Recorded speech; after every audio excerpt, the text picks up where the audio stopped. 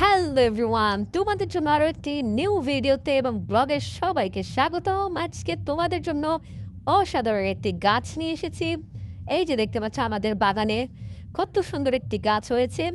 এই গাছটির নাম কি সেটা তোমাদের বলতে হবে। এই যে দেখো কত সুন্দর গাছ, এই গাছটির নাম কি তোমাদের বলতে হবে।